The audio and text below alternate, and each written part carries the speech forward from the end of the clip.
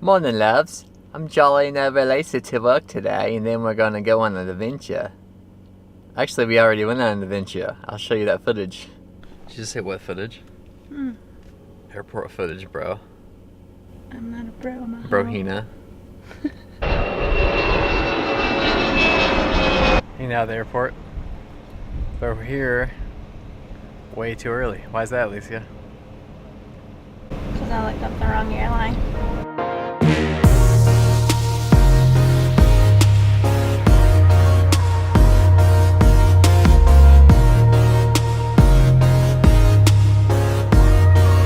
Waiting for our friend's flight to come in. Found this really cool spot next to the airport. Getting some cool footage of planes landing. Check it out.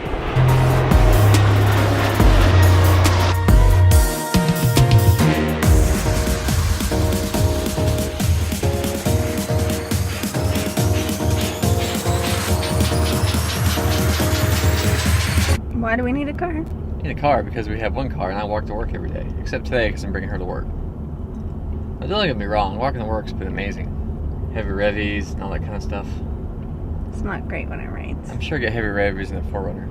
Well, I get heavy revies in this car. At least it would probably be driving the upgrade, but...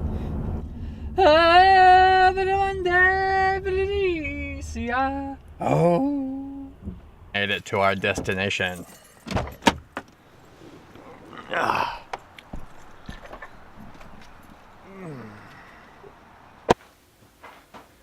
Did you guys know we're going to Cuba soon? Going with Papa Leif Hetland, Global Mission Awareness. We're going to go really impact and touch the Cuban people. A lot of you have given some amazing donations. We want to really say thank you. Time of making this video, we're really close to our goal. Only a few $100s away. There'll be a link below. You can check it out.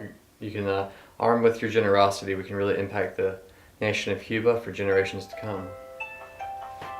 So we're getting our own camera gear, bringing it along. I'm also here today looking at some of the team's camera gear, seeing where we're at as far as that goes, and hanging out. I think I should start supporting these kicks. What do you guys think? Huh?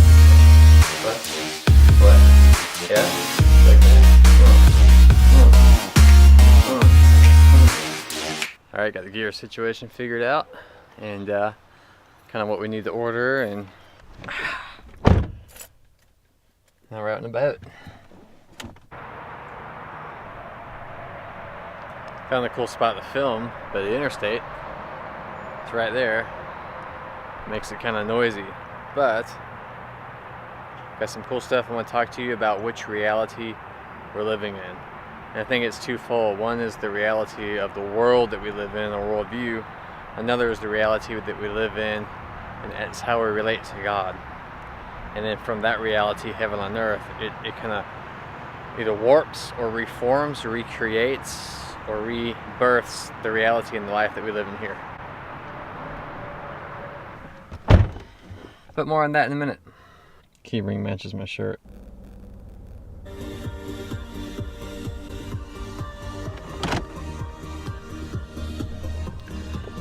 Don't forget your seatbelt, boys and girls.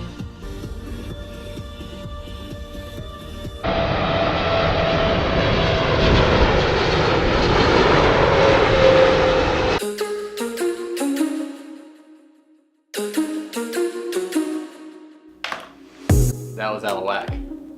Try again.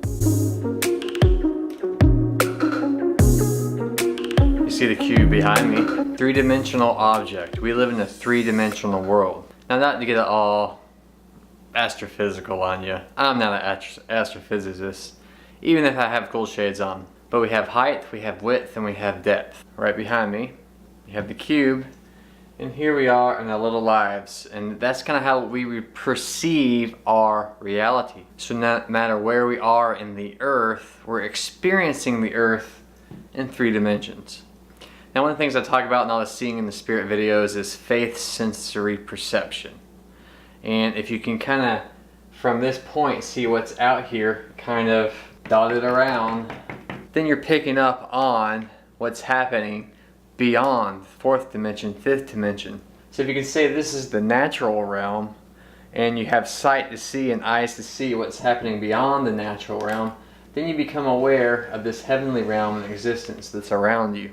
So if I have sight to see, I'm picking these things up. So I'm able to see out, and then I'm able to receive the signals that are coming in and coming towards me. Now that's the first step. That's kind of like, okay, I'm starting to develop my spiritual gifts. If I'm getting a prophetic word, or if I'm hearing something from there, it's traveling from here to here, right? And so the further you get into it, you begin to realize that it's not two different existences. We can live in two separate realities because our reality is our worldview. It's how we're perceiving life. It's how we're interacting with this world. If we begin to interact with both worlds, then that veil, we realize, has already been torn, and we begin to see on a different realm, on a different reality, and in a different way. So if you refer back to the video about the knowledge of good and evil, we're living our lives here hoping that one day we're good enough to be able to perceive here and live reality here and spend life with Jesus. Or we're afraid of the spiritual beings that live out here intersecting our natural world. So definitely what is happening here, for the sake of the video, is this is reality A, reality B. Reality A is the natural, reality B is a spiritual, supernatural. You could even go as far as to say this is the earthly reality and this is the heavenly reality. You can live in one reality and pick up on what's happening in the other reality. Now every now and then you have people who they kind of venture into here, in and out. You hear different stories and testimonies. I have a vision, I go into a trance, I hear the audible voice of God, all these types of things. Well, the more we begin to hone our senses into what's happening in this world, then the more the distinction between that realities begins to decrease, and our experience in the world around us actually begins to expand and increase. Now if we're living in here, trapped, living from the knowledge of good and evil, then there's different doctrines in place that says that all the power is reserved for the Bible or for the millennium to come. We're kind of stuck here in the present, not able to really engage either one of those supernatural realities. And so what this does is it closes off all spiritual perception, and it says that the only way to study this is to read this. So we have a natural reality, and then our heavenly reality is reduced to the pages in a book. That's not living in the fullness of heaven's design. The pages in this book are a guide, so when we're out here in this reality experiencing heaven, we're safe, we're close to Jesus, because here's a whole written testimony of people who've gone before us and experienced life with God in the realm of God. So the reason we have this book is to stay safe, to know His voice, to know His word, and to understand how to navigate heaven on earth and how to follow them into an even greater existence. Even Jesus said that. And Jesus gave His life so that the distinction between these two realities would be torn and removed. Alright, we're going to keep going and expand it a bit. Alright, I'm not going to try again. That's not the best looking tesseract you've ever seen, but nevertheless it is a tesseract. So you take the cube and you expand each point out into a different direction. Different models, they'll show how to illustrate this through shining a light through an object that looks something like this, and how the projection creates the normal cube, but then what the light shines through looks more of something like this. And so the thought is that we live in the projection of a much bigger reality that we can't ascertain. It goes back to the old adage of if you live in a one-dimensional or two-dimensional world, you only have forward and side to side. You don't have up or down, so height is unknown to you. And so if you look at it and take that up a notch, we live in this three-dimensional world, but the fourth dimension's around us. You ever watch Marvel movies? They talk about the Tesseract. The idea is if you can go from this reality to this reality, you can go anywhere in space. So as you can see, the earthly reality in the center is actually tied to and not separated from the heavenly reality, which is a much bigger reality. I had this vision one time where I realized that everything we are experiencing in the earthly was a projection of things that happened in heavenly, and heavenly was the real deal. However, when we live just inside that three-dimensional world, the visions come in, the flashes come in, the encounters come in, And it feels like that we're in the reality and heaven flashes into our reality. When if we step into heaven, we realize that earth is the projection. It's the image of a much bigger reality. We're the image of a much bigger being. We're the image of God. But to see God himself as he is would warp our minds. That's why he took the form of Jesus to come to the earth to show us the way to the Father. And everyone's like, oh, God's so holy and majestic. If you see him, you'll die. If you saw him in unveiled glory, I think he does have our form. But it's a form that within it is every dimension, everything that's possible. That's why when you have stories from Revelation and John begins to talk about, these beings with 4 different creatures, we literally think it's something sitting there with 4 heads. Is that how it actually looks? I don't know. I haven't seen them. I may have seen glimpses, but it's trying to take this heavenly picture, this heavenly world out here, and then fit it into the understanding that's inside the earthly realm. And that's not how it's always going to work. When he takes this heavenly encounter and uses 3-dimensional language or 2-dimensional language to describe a 4-dimensional experience, we're not going to understand it unless we go have the same experience that he did. We're not going to understand that by getting linear or thinking with Western thought, trying to say, here's the events of Revelation and how they're going to unfold. It's not going to look anything like that. Remember, in Hebrew, time is something that starts small and expands outwards. It starts here, it's going to expand up to here, to here. And as you can see, from here to here, it gets bigger. And then up here, keeps expanding, and it's even bigger up there. So you got it ever unfolding and ever expanding.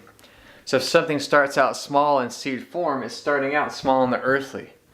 Then maybe it expands to the earthly and the heavenly at the same time, and then maybe it expands again until we see that there's no veil and we're actually living in heavenly places. So we can get a seed. So heaven travels to earth and gives us revelation here. So it travels in, boom, we have revelation. So that revelation gives us a grid and understanding in here for things that happen out here, right? So things happening here are now made known to us here. So now we have that as a tool and a way of seeing and perceiving. So we begin to realize the world in between. So now we're seeing what's happening in heaven and on earth. So now we're glimpsing those two realities, kind of how I drew that circle a second ago. So living in that in-between state. Well, then you get to John who went to heaven. You have Paul who went to heaven. And he said he didn't have language to say in the earth what he saw in heaven, because once you yourself get out here and expand outwards, then you're existing in a realm that looks like this. And so you're trying to take this 4th dimensional experience and describe it in 2-dimensional words or 3-dimensional voice and interaction. It's not always going to make sense. That's why the stories in the Bible are an invitation to go into the heavenly places so that you have your own encounters. You can understand what is happening. So it's not that we go from here to here. It's that who we really are here is actually who we really are here. And if we could see ourselves the way that God sees us, then this would entirely change. And we begin to get the grid for the much bigger reality. And people who see in the spirit a lot, they're never taught to limit their thinking to the 4 walls of the reality that they were born into. And so logic and reason says that, or logic and reason kind of builds a formula saying that the only thing that exists right here. Let me zoom in for you. So it says the only thing that exists within here, and if it can't be proven here, then it's not real. When the very nature of quantum physics and astrophysics says that there's always things that are going to be beyond this. So if we can, unbox the reality that we're perceiving and living in, we can realize that there's a much bigger, all-encompassing realm all around us. What exists inside this realm right here, it's everything that is observable with our natural senses. Everything that exists out here is observable with our spiritual senses. As our faith sensory perception increases, we can begin to engage and interact with things that happen out here with our natural senses. So which reality are we going to live in? Are we going to live in a limited reality or an expanded reality? And so that goes back to and I mentioned it earlier in the video, to living from the tree of the knowledge of good and evil, or from the tree of life. The belief that there's a system of rules to kind of get us from here to here actually limits our thinking. When we realize that every rule is fulfilled and completed in Jesus, empowering us to live life the way He intended, then we will begin to experience it more and more. We can have a sin reality, saying that this is how we relate to God and the world based on sin and what we're doing that's right and wrong. I'm not negating right and wrong. I'm not erasing that. I'm talking about viewing heaven from a different perspective. Or we can break out of that box and experience life the way God intended us to experience it. So sin itself is its own separate reality. If we have God's design for our lives here, and then sin is a vacuum that pulls us into death. So it became a vacuum that pulled Adam and Eve to the incorrect direction. They were existing here, but it pulled them into this limited thinking here, right? So everything that happened in the fall, the reason that God said that it was a death is because this reality went from this expanded, all-encompassing realm that just fills through eternity in every direction, and then it transitioned into this encapsulated reality. That's why they wanted to cover themselves. They were trying to do on the outside what happened on the inside. On the inside, they were covered, they were restricted, and they were withdrawn from the heavenly experience, and now they were stuck in the earthly experience. Now, God was still there, yes, but the whole idea of the way they related and perceived and interacted with Him was now through the membrane of sin and death. And we know the wages of sin is death because it's a life that is not experienced outside here. Did they physically die? No. Did their entire reality shift? Yes. It went from an unlimited reality into a controlled environment that was full of rules. Do this, don't do this, and then maybe one day we'll make our way back. The only way they could go back was to go through the body of Jesus, to go through the blood of Jesus. Now, in the Old Testament, you did have prophets and people kind of bounce back and forth, but when Jesus died, He ripped up this entire reality here. With his body was ripped, so this reality was ripped, and through His blood we flow into the place we were always created to exist, and the place we were always created to be. I hope this makes sense. Again, fresh thoughts. Hope you guys are tracking with me. And yeah, you have the invitation to live in a realm that expands. Every prophetic word you got starts as a seed, and then that seed begins to grow, and boom, you're in between realities. Boom, you're not only in heaven, boom, you begin to explore everything that heaven has to offer. One of the things I say a lot is that God doesn't live somewhere in the universe. The universe lives somewhere in God. God isn't existing somewhere in here, but in the outer space portion, and if we fly a Star Trek ship, we'll find Him somewhere. You have Earth, you have the universe, you have heaven, and then around all of that, you have the realm of God Himself. His reality is much bigger. I mean, you have the heavenly reality, you have all of that stuff. I'm not trying to create a hierarchical place to jump. All of these are constructs and two-dimensional grids that kind of look three-dimensional to say, hey, if you look at this, tap into your faith, there's a four-dimensional world, there's a much higher expanded reality all around this. So this is the reality, this is the invitation to live there, this is the invitation to view Scripture through supernatural lenses, to go higher, to experience Jesus where He is as He is. That's why when He spoke, everything sounded other, because when He spoke here, He had the knowledge and the experience from here. So the things He released here began to transform this reality to look like this reality. Jesus here praying, Our Father in heaven, hallowed be your name, otherworldly be your name. So He's saying this is one world, this is another. Your kingdom come, so the kingdom is of this world, let it come and again be the kingdom of this world. Let the will of this kingdom be the will that happens on earth. So when that happens, everything here expands and explodes, spirals upwards and outwards, returning creation to its original intention and design. That is Cosmos. Alright guys, thanks for hanging out. I'll see you next time.